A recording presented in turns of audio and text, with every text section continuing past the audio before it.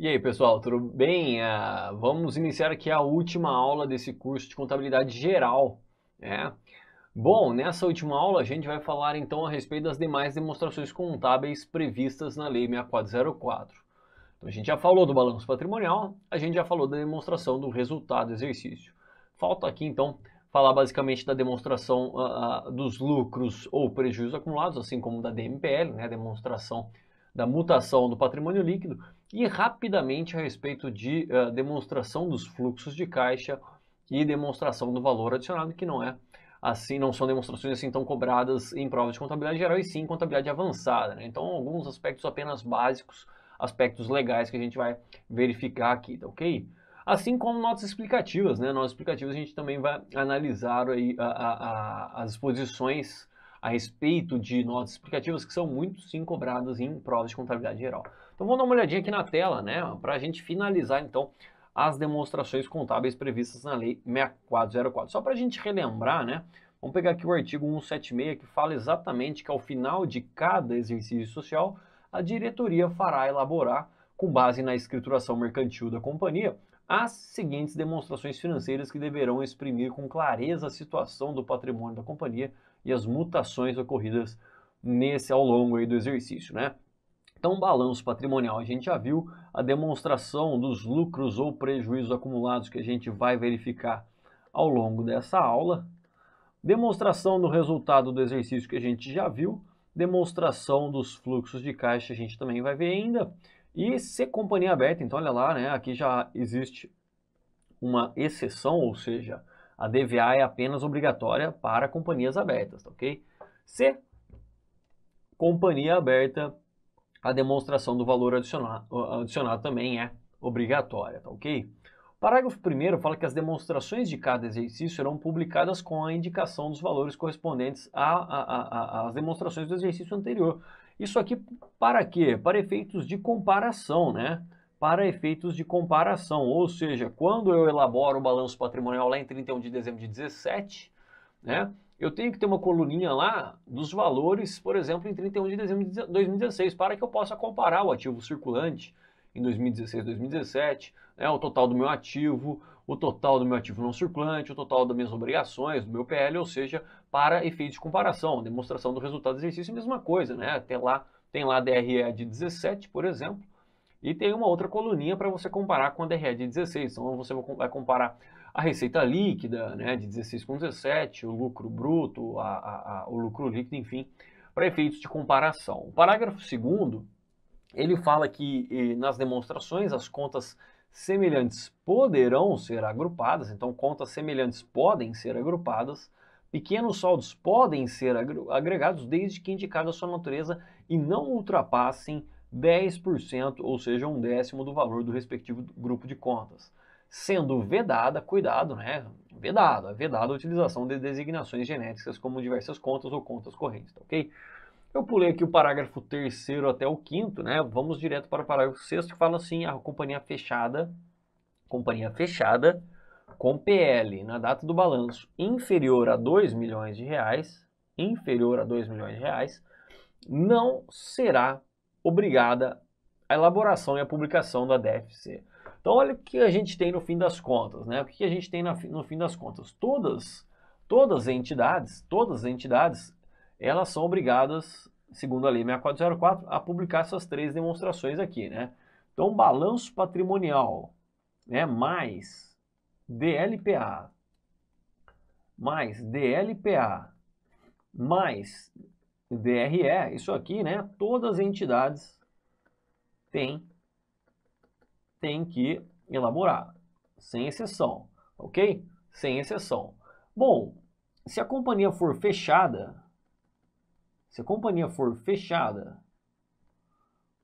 com PL inferior a 2 milhões de reais, né, a companhia fechada com PL inferior a 2 milhões de reais, né, ela fica desobrigada, né, conforme a gente viu, a publicação do DFC. Vamos fazer mais fácil aqui. Então, vou colocar aqui maior ou igual, aí vai ficar mais fácil. Companhia, então, fechada com PL maior ou igual a 2 milhões de reais, ela também tem que publicar a DFC, perfeito? Então, companhia fechada com PL superior a 2 milhões de reais, ela também tem que publicar a DFC. E a companhia aberta? A companhia aberta, a companhia aberta, além das três essenciais aqui a qualquer tipo de entidade, ela então tem que publicar a DFC, né? E também a DVA, ok?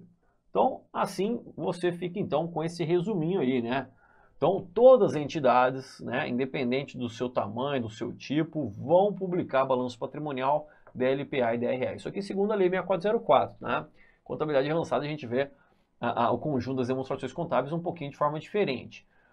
Bom, se a companhia for fechada e tiver um PL superior ou igual a R$ 2 milhões, ela também é obrigada à publicação de DFC. E se for uma companhia aberta, então ela é obrigada a essas três, né, as três essenciais aí, mais DFC e DVA, ok? Então essa que é a ideia. A gente ainda vai ver que a DLPA ela pode ser desobrigada no caso de publicação do DMPL, mas, segundo a lei, é a DLPA que é a demonstração obrigatória, não tem dúvida nenhuma. DLPA é a demonstração obrigatória. Ela só se torna facultativa se a empresa decidir elaborar a DMPL, que não é uma demonstração obrigatória, segundo a Lei 6404, ok? Bom, maravilha. Olha os parágrafos 3º, 4º e 6º, 3º, 4º que a gente tinha pulado aí, né? As demonstrações financeiras registrarão a destinação dos lucros segundo a proposta dos órgãos de administração no pressuposto de sua aprovação pela Assembleia Geral. Parágrafo 4º fala que demonstrações serão complementadas por notas explicativas, a gente já vai estudar as notas explicativas, e outros quadros analíticos ou demonstrações contábeis necessários para esclarecimento da situação patrimonial e dos resultados do exercício. Bom, parágrafo 6 a gente já falou, né? A gente acabou de falar dele aqui, né? Eu repeti ele aqui, não precisava ter repetido. Parágrafo 7º, a CVM poderá, a seu critério, disciplinar de forma diversa o registro de que trata o parágrafo 3º desse artigo. Eu acabei suprimindo o parágrafo 3º desse artigo para parágrafo 3º desse artigo. Ah não, está aqui, né? O parágrafo 3º está aqui. As demonstrações aqui registrarão a destinação dos lucros segundo a proposta dos órgãos da administração no pressuposto de sua aprovação pela Assembleia Geral, tá ok? Então a CVM poderá, a seu critério, disciplinar de forma diversa esse registro de que trata aqui o parágrafo 3º, tá ok? Bom, esse slide aqui não cai tanto assim em prova, né? O primeiro é o mais importante para efeitos de contabilidade geral. Esse primeiro aqui despenca em provas de contabilidade geral. Então vamos dar uma olhadinha aqui na primeira questão já. A primeira questão fala assim, considere as afirmativas abaixo. Então a primeira afirmativa diz o seguinte: as demonstrações de cada exercício serão publicadas com a indicação de valores correspondentes às demonstrações do exercício anterior. A gente já discutiu, isso aqui está correto. Então a alternativa A, consequentemente, está incorreta, né? A afirmativa 2 diz que as contas semelhantes nas demonstrações poderão ser agrupadas. Beleza, os pequenos saldos poderão ser agregados, beleza, desde que indicado sua natureza e não ultrapassem aqui 10% do valor do respectivo grupo de contas, sendo vedada, beleza, a utilização de designações genéricas como diversas contas ou contas correntes. Então a 2 está correta, matamos aqui a alternativa B. Afirmativa 3. As demonstrações financeiras não registrarão a destinação dos lucros. Isso será feito na Assembleia Geral. Não, isso aqui está errado, né? Demonstrações financeiras, sim, registrarão a destinação do lucro. Aliás, essa destinação é realizada pela própria demonstração de lucros ou prejuízos acumulados. A gente vai ver, né, a DLPA ainda, mas basicamente o lucro apurado lá na DRL é transferido à conta lucros ou prejuízos acumulados para posteriores destinações. Destinações, por exemplo, às reservas de lucros, destinações ao pagamento de dividendos ou aumento de capital social, ok? Então a 3 está errada, evidentemente, né? Evidentemente. Bom, com isso a gente mata aqui a alternativa C, né? Vamos pegar aqui a afirmativa 4. As demonstrações serão complementadas por notas explicativas e por outros quadros analíticos ou por demonstrações contábeis necessárias para o esclarecimento da situação patrimonial dos resultados do exercício. Aqui está correto, conforme a gente já viu. Questão 2. Sobre as demonstrações financeiras de cada exercício social, é correto afirmar que... Vamos lá, aqui então as afirmativas corretas, né? Primeira afirmativa, registrarão a destinação dos lucros segundo a proposta de auditoria independente no pressuposto? Não, auditoria independente não tem absolutamente nada a ver, né? Absolutamente nada a ver com isso aqui. Olha aqui o parágrafo 3º, né? O parágrafo 3º fala aqui, as demonstrações registrarão a destinação dos lucros segundo o propósito dos órgãos da administração, não auditoria independente, né? Então isso aqui está totalmente incorreto, né? Então aqui a gente já chegou numa incorreta. Com isso a gente mata aqui, ó, 3 alternativas, né?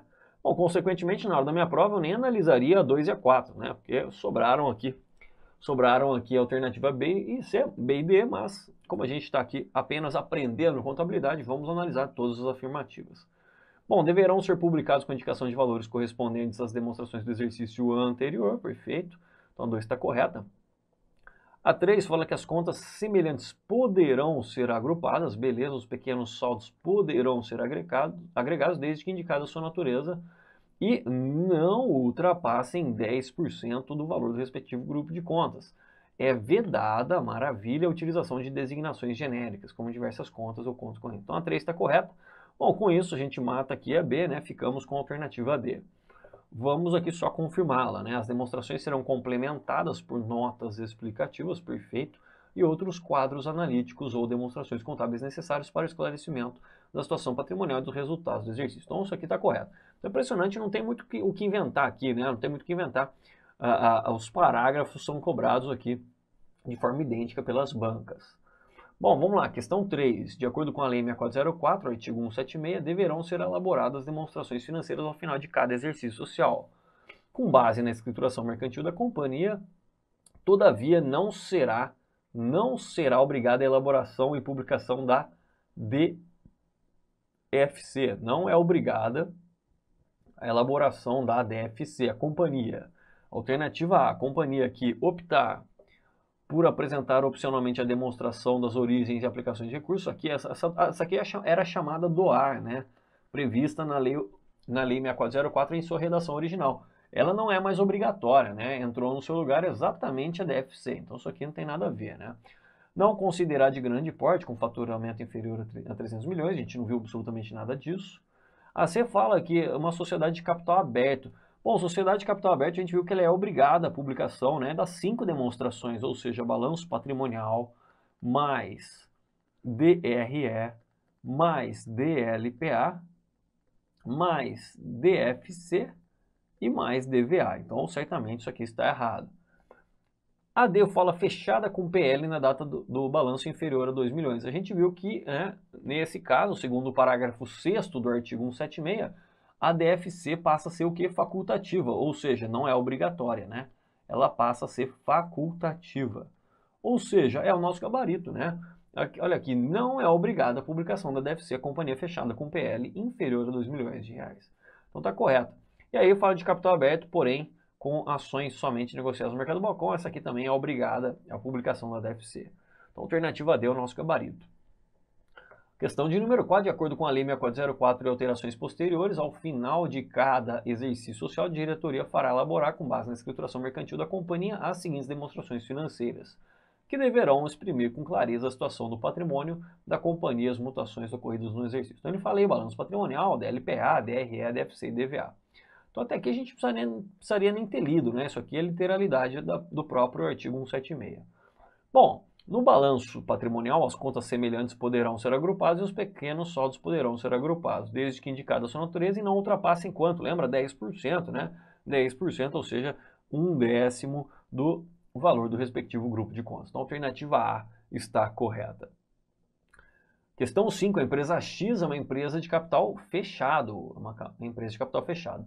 31 de dezembro de 13, ela possui um ativo de 800 mil e um passivo. Passivo total certamente está falando do passivo exigível, porque se ele estivesse falando do passivo total no sentido de passivo exigível mais PL, teria que ser 800 também, né? Então, olha lá, um passivo total, passivo exigível total de 200 mil e PL de 600. Então, a empresa deve, né, tem obrigação de divulgar as seguintes demonstrações contábeis. Então, a gente viu, né, quando a companhia é fechada, existem duas hipóteses, lembra? Companhia fechada. Se ela tiver o PL inferior a 2 milhões de reais, ela está desobrigada da publicação da DFC, ou seja, ela fica obrigada ao balanço patrimonial mais DRE mais DLPA, ok? Se a entidade fechada tiver o PL igual ou maior a R$2 milhões, nesse caso, então, a DFC é obrigatória também. Então, balanço patrimonial mais DRE, mais DLPA e mais DFC, tá ok? Então, aqui o PL dela é menor do que 2 milhões, é de 600 mil reais. Então, a gente fica aqui nessa primeira hipótese, né? Primeira hipótese, PL inferior a 2 milhões de reais.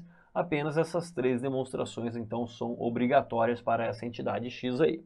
Então, balanço patrimonial, DRE e DLPA, pronto. Alternativa A já é o nosso gabarito. Alternativa A já é o nosso gabarito. Veja que a B fala de DMPL. A DMPL não é obrigatória segundo a Lei 6404, é uma demonstração facultativa, tá ok? Ele fala também de DFC, então estaria errado. Novamente, na C fala de DMPL, fala de DFC e fala de DVA. Essa aqui seria correta se fosse uma entidade de capital o quê? Aberto. Aí estaria correta a alternativa C se fosse uma entidade de companhia, uma entidade de capital aberto, tá ok? A D fala de DMPL. A DMPL, lembra-se que segundo a Lei 6404, ela é facultativa, né? Ela é facultativa, ou seja, a entidade elabora se quiser. E aí fala de DLPA, mas menciona a DFC, então nesse caso, se o PL fosse igual ou superior a 2 milhões de reais, aí estaria a alternativa aí correta. Maravilha? Tem muito segredo, né, pessoal? Questão 6 não, agora vamos falar a respeito das notas explicativas. Olha o nome, né? Que era o parágrafo 5º, né, que eu havia pulado, né? Muitos alunos certamente falam, professor, o parágrafo 5º aqui você pulou? Eu pulei porque a gente vai falar aqui do parágrafo 5º agora. Então, olha o parágrafo 5º, né, que trata das notas explicativas. As notas explicativas devem o quê? Apresentar informações sobre a base de preparação das demonstrações financeiras, das práticas contábeis específicas selecionadas e aplicadas para negócios e eventos significativos. Devem ainda divulgar as informações exigidas pelas práticas contábeis adotadas no Brasil que não estejam apresentadas em nenhuma outra parte das demonstrações financeiras. Fornecer informações adicionais que não foram indicadas nas próprias demonstrações financeiras. Nessas demonstrações financeiras que a gente acabou de ver essas 5, né? E consideradas necessárias para uma apresentação adequada. Ou seja, o que as notas explicativas, no fim das contas, elas fazem? Elas explicam tudo aquilo que não está devidamente explicado nas próprias demonstrações financeiras. Ora, as demonstrações financeiras são relatórios objetivos, né? Olá, meus amigos, minhas amigas, e aí, gostou, curtiu o professor Igor Sintra? Top de linha, professor Igor Sintra, professor aqui da Lá Concursos, o professor de contabilidade geral e contabilidade avançada. Quero fazer um convite muito especial. Primeiro, para você concluir a gravação dessa aula, você terminar essa videoaula, porque você assistiu apenas um pequeno pedaço da totalidade da aula.